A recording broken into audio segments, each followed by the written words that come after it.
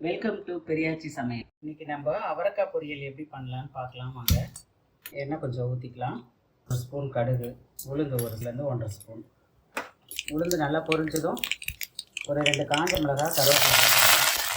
வெங்காயம் போட்டுட்டு வெங்காயம் நல்லா செவந்து வர வரைக்கும் நல்லா வதக்கிங்க. வெங்காயம் கொஞ்சம் நல்லா செவந்து வந்ததும் தக்காளி போட்டுக்கோங்க. தக்காளி போட்டுட்டு இஞ்சி பூண்டு பேஸ்ட்டு ஒரு 1/2 ஸ்பூனு. இஞ்சி பூண்டு பேஸ்ட் எதுக்காக நான் போடுறேன் அப்படின்னா, இந்த அவரைக்காய் வந்து பித்தம்னு சொல்லுவாங்க. அதனால் இந்த இஞ்சி பூண்டு பேஸ்ட்டு போட்டால் இந்த அவரைக்காய் பொரியலும் டேஸ்ட்டாகவும் இருக்கும், அதே நேரத்தில் இந்த பித்தத்துக்கும் நல்லது. அதனால் நான் அவரைக்காய் பொரியலுக்கு இந்த இஞ்சி பூண்டு பேஸ்ட்டு போடுவேன். இந்த இஞ்சி பூண்டு பேஸ்ட்டு போட்டு தக்காளி நல்லா வதங்கினோன்னே அவரைக்காயை போட்டு அவரைக்காய் போட்டு நல்லா வதக்கிக்கணும். கொஞ்சம் வதங்கினோடனே ஒரு 1/2 ஸ்பூன் மஞ்சள்தூள், கொஞ்சம் சீரகம். இந்த சீரகம்லாம் போட்டிங்கன்னா நல்லா டேஸ்ட்டாகவே இருக்கும் பொரியல்.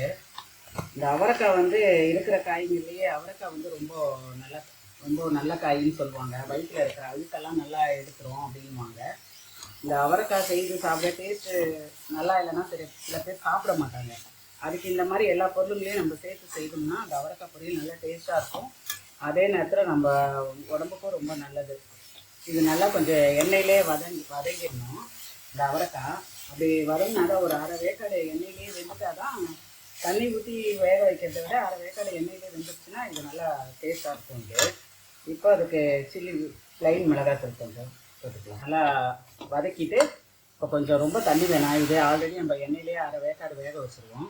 ரொம்ப தண்ணி ஊற்றி வேக வைக்காமல் கொஞ்சம் நல்லா தண்ணி தெளித்து சிம்மில் போட்டு ஒரு மூடி போட்டு ஒரு 10 நிமிஷம் வேக வைங்க. 10 நிமிஷம் நல்லா வெந்துருச்சு. அவரைக்காய் நல்லா வெந்த உடனே கிளறி இறக்கிட வேண்டியது. இது மாதிரி செய்து பாருங்கள், நல்லா சுவையாக இருக்கும். செய்து பார்த்துட்டு எப்படி இருந்ததுன்னு எனக்கு கமெண்ட் பண்ணுங்கள்.